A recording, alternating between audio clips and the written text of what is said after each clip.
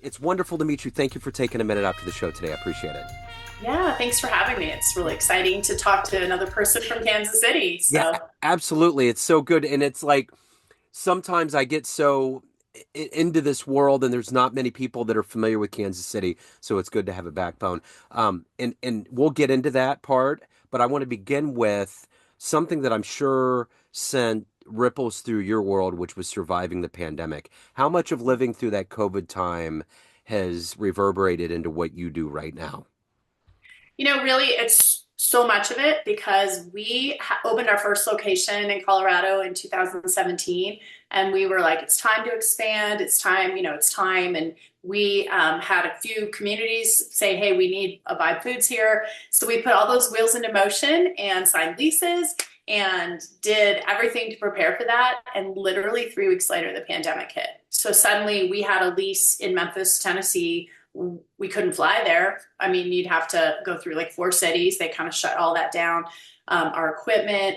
I mean, we've had a lot of kind of crazy challenges in terms of timing, with all of that type of stuff. We had employees in Memphis, so we ended up having to, move forward with doing these stores. But suddenly there's no equipment that we've ordered. Suddenly, the cost of construction tripled overnight. So we had all our bids, it was all part of our process of what do we have to do to make this happen. And everything just went through the roof. Getting permits and things was challenging. There were no city employees. I have so many stories. I could stand here and talk for 10 hours about the Yeah. challenges and tribulations we faced. We by the third store, we were like laughing. Like we just got whatever was left over out of the warehouse. Like we'd paid for the stuff a long time ago, and people were just scrapping. Nothing was being manufactured, so they were just scrapping together parts that didn't even go together. So like 80% of what we got had like the wrong sized hardware or the wrong sized faucet or whatever. So there was a lot of impact from that perspective, but a lot of people impact as well because suddenly we're, navigating what's it like to run a retail business when you have to follow all these rules that are just changing by the minute. Um, Hiring people during that time was really interesting. We had to Zoom interview people for some of our locations and literally did not see their faces for 18 months until their mask came off. So they were like family to us. We're working with them side by side every day. We're communicating, we're talking. I would like sometimes be like, hey, can you stand way back and like just show me your face? Like I can hear your smile. I just want to see what you look like. Yeah. It was just such a crazy thing to kind of go through. But most importantly, the thing that is the most important, honestly, to me is that it was two things. One, the power of like how we are social beings, how we need each other. Like Yeah. some of the things that we witnessed in our stores was just, not what we would have ever expected, and we can get into some of that later. And also just, the power of good food, Yeah. what that does when the nation's being brought to its knees by a health crisis. It really shines a light on how poor our health is here in this country, and that is absolutely why we're doing what we're doing.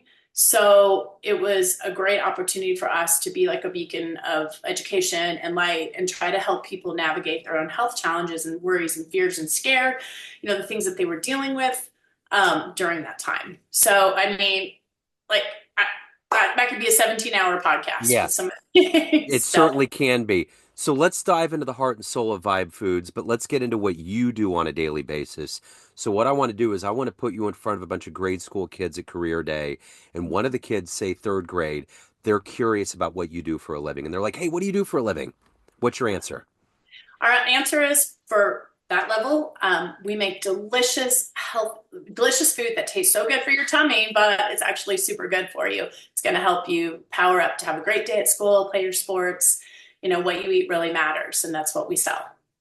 So what did you want to be in the third grade? How did this happen? What was your initial dream? So I always knew I wanted to be in business, and this is so weird. I was talking with my sister, and this like revelation kind of came back to me from my childhood, which was a very long time ago. I had a very turbulent childhood, and so a lot of it I just don't think about very often. And I remember writing a letter to a chocolate milk company because I drank a whole gallon of their chocolate milk. And then I read the label. I've always been a very curious person about science and fact. I read the label and I saw there was no actual milk in it. It was basically chocolate water. It had sugar and water and, back then, probably fairly innocuous chemicals compared to today's world, Yeah. but there was no milk in it. And I wrote this long letter saying, like, I thought I drank chocolate milk. That would be good for my bones. And you gave me, chocolate water. And I remember what kind of weird kid was I that I was already like a food activist sort of doing that. But they sent me like so many coupons to get like a lot more of that chocolate water, which by the way was delicious. And I did get and I did drink. My parents were excited because, got some free chocolate water. But Sure. I just, always knew I wanted to do something to help people in the world. And I always wanted to be in business. And this is actually my second career. My main career, I was in insurance. I was in commercial insurance. I was at almost the C-level for a company. First woman, first, out of this, I'd go to meetings, it would be me and 45 dudes who I loved dearly, most of them anyway. But so I had that whole experience, and then now we're into this. So So you obviously thrive off adrenaline, high pressure situations, leadership, decision making. What were those seeds early on in your life? You had mentioned Kansas City on your timeline. What were the early seeds that were planted into you that gave you the backbone to evolve into who you are as a professional today? one of the cool things about my mother was a trailblazer at IBM. Yeah, I only knew her as a very beaten down woman. And I say that in the way of she was in an abusive relationship. Um, she would talk about the time in her life when she lived in Kansas City working for IBM, and she would just light it up. And she had gotten her degree. She went to work for Kansas City. She became a systems analyst. She was the only female that did that. She was winning sales contests nationwide. Like she would talk about this time, and she would always say I have two sisters. She would say to all of us, we could do whatever we wanted to do. But then, the contrast of that was we would see her as she is in that moment. We were like, this doesn't really match up. But then when my mother passed away, we had all of her, she had written a letter to her mom every day when she was living in Kansas City working at IBM. yeah. And then her mother died just like 2 weeks before she did. It was like this crazy thing. So her mother kept all the letters. So my sisters and I got together and read the letters. And it was a postcard or a letter. And it would detail all her travels from Kansas City to Munich and to New York City and everywhere. And we found pictures of her on Capitol Hill testifying about tech. We found pictures of her with like Richard Nixon. We found pictures of her like on the cover of the IBM newsletter, like newspaper, like doing a toast, in Germany. And we were like, oh my God, that was like all for real. Like she really was a badass. We actually have her original application for when she applied in Kansas City, and it said, how much do you weigh? What's your complexion? Like stuff that today you're like, what in the hell? Like Yeah, you can't ask those questions. yeah, You shouldn't ask us, what does that matter? But yeah. really like interesting, like the times she lived through. But then when she got pregnant with me, she hid it until she was 7 months pregnant. And then from there, she never, we moved around all over the country. She was never actually really able to get back to that, like the lightning struck once, and to get back into that level just never happened again. But I think those were the seeds, Yeah. whether they were subconsciously planted, consciously planted, I don't know. But my sister is equal, she's on all these public boards. And I just really feel like, there was a piece of my mom that carried on in us, that Yeah. where she was like, you can do whatever you want to do. You can do big things and break down big walls. So So, what was the flashpoint in this new incarnation of your career with Vibe Foods where you knew this is your calling? This is what you need to do with your life? So I was getting in my old corporate career, I had a fantastic job by all, if you want to measure all of it by all the trappings of a corporate job. But I was just getting really ground down being the only female, it was kind of Yeah. hard. Like there were issues I would always work. I swear I felt like I worked 3 times as hard just so nobody would look at me as if, because I had 4 kids and a husband who had a big career. And I was just getting really ground down. And that kind of came to a point where I was like, okay, it's time. But I was an officer of the company. I had to I stepped out. I had to step out. I had a huge non-compete.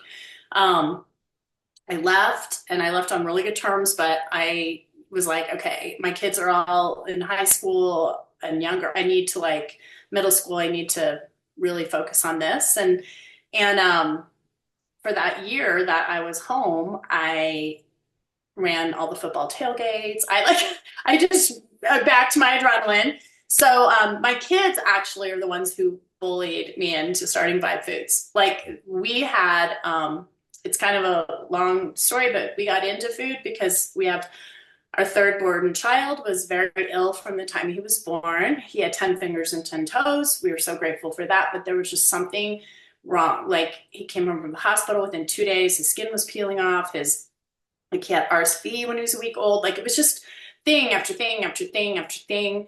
And it took us until he was 8 to come. We had to get outside the normal medical system because we had prescriptions up the yin yang, and nobody ever asked why, ever. And we finally got him to a doctor who found the why. And his situation was all essentially caused by food and toxins in food and certain types of food. So we got the answer to our why, and we had to go immediately pivot because, as a very busy family of 6, we were just surviving, eating the standard American diet, whatever we could do, running between all the sports and all that. And we ended up like making these huge changes. And within 6 weeks, all of his lab work was perfect. And it was like someone just like, I mean, all of a sudden you're like, wait, this is what it is? Like, this is really what it is. This poor kid suffered for 8 years. This is what it is. Like, it's food. Oh my gosh. And so we just went deep. This was back in 2008, Yeah. 7, 8. We went deep into a rabbit hole. It wasn't easy then. There weren't very many good food choices. It wasn't like finding gluten-free food was easy. We had to learn to make everything from scratch, really read every single label. And we watched not only his health immediately transform, which by the way, he went on to not just survive, but like thrive beyond belief. Like he you know, graduated top of his class in high school and college, played college football. He never gets ill. He's like a rock star. He never even got hurt playing football. Like he's just Wow. like superhuman now, but he was a mess when he was little. Yeah. And not only did we see that improve, but we saw our own health improve. Yeah. And like, I feel so much better at my age now than I did in my 30s. I Wow. wouldn't want to go back to how I felt then. I thought I felt okay, but like when you realize like you can accomplish the things you want to do, you can feel the way you want to feel, that we do have some control over our body with how we treat it. It's such a feeling of, it just feels really good. I feel like it's like control. So anyway, when I was off work that year, my kids kept saying, Mom, you got to do this. And I was like, I don't know how to do this. I'm not a restaurant person. Like, I don't know. I know how to run a business. I don't really know anything about this. And they literally bullied me into it. They're like, you're so competitive. Somebody's going to do it. They're not going to do it very well. And then you're going to be like, this is stupid. And I was like, oh God, you guys, you know me too well. So anyway, they did like literally bully us into it. So we opened the one store. I'm so grateful that I have so many friends. It's like when you have a person, I would say like sometimes informally, like you have your own personal board of directors where you just have people in your life that know how to do a lot of things. And Yeah. so grateful for that because I could call on this person or that person. I have a friend, she's a senior vice president at a bank, and we went to lunch, and I was like, don't judge me, but when you run a credit card, how does the money end up in the bank? Like I didn't even like understand the magic that was behind that. Yeah. So yeah, like we just started and dove in 2 feet and got it going. Who's been that consistent motivator or hero for you in your life? I have actually a lot of them. Yeah. Um, I would say a little bit my son, because even when he was so like his a mess, he like ran his first 5K when he was 3 and didn't stop. Like he just doesn't stop. He doesn't feel bad for himself and just keeps going. And he doesn't need to now. Everything's great for him. But I just remember thinking, gosh, that little guy has so much persistence, and it can't be really fun to have your hands completely bleeding, like, hemorrhaging all the time and stuff. So, I would say him. My sister is amazing. She's like so calm, collect, helpful. I don't know. I'm just lucky. I have a lot of people. A couple of my former bosses are just amazing. One of them in particular gave me the courage I needed to step up and get into management in the first place. I just feel like all of us, like there's big, obviously we have these heroes that people kind of put forward through, they become legendary and they're part of the media and all that. But it's like, for me, my heroes are like little bits and pieces of so many people that I know that I Yeah. just admire. So as an entrepreneur, as a business leader, what business model exists in the world that you admire, that you look up to, that you find inspiration from like the top down, like what they're doing with their mission, how they treat their employees, and what they actually deliver to the public? Yeah. There's, I mean, a lot in different sectors, I would say. Of course, I think what Elon Musk does is amazing because it's so visionary to me. It's just like to be able to think of what comes next in the future. That's like a really, I think there's only a few of us that have that ability to really put aside what we think is possible and try to go way out of the box on what is possible. So I think that's like super interesting with all the facets of what he's created.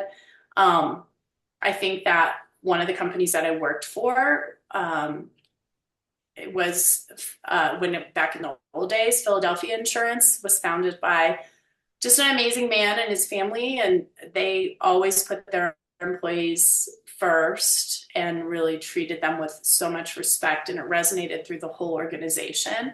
Yeah. um, so like that was a really good one. I think there's a lot. I think the challenge is when everything is about profit. Sometimes that's where, which it needs to be. I'm a total capitalist, but I think that's where sometimes things go, a little off the rails. People are like, well, we like our people, but not that much. Or, Yeah. well, we like our mission, but not that much. Yeah. So Yeah.